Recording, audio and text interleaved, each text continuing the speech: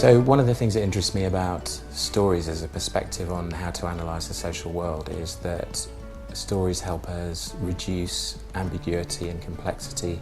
They help us impose a structure on the social world, and they help us to make sense of complicated settings. That has its advantages, but also what often happens when people tell stories is that they simplify and reduce complexity, and that might mean that they lose some of the insight into why situations happened. Two organisations that I've looked at in relation to that, one is the Inland Revenue, and looking at the conversations that they have with multinational companies in relation to how much tax they pay.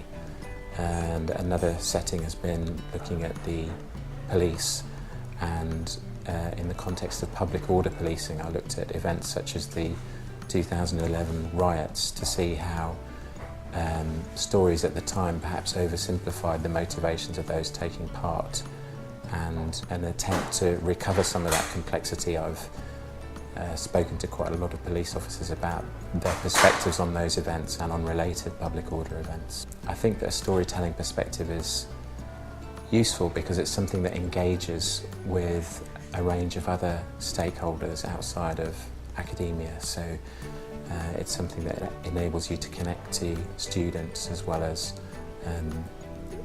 the general public, because stories are an easy route into understanding some of the complexities of the problems that we look at.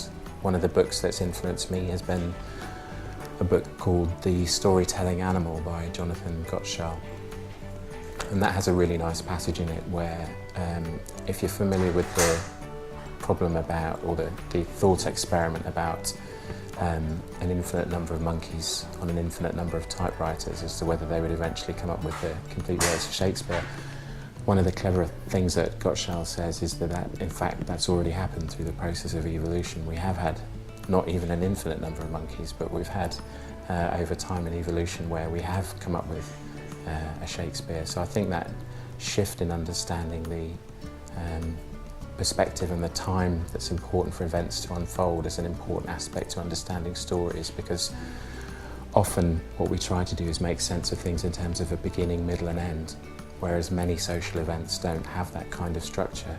So we can learn a lot when we try and impose that structure on something retrospectively. And I think that that's a useful insight into complexities in organisations like the Inland Revenue, or also like policing.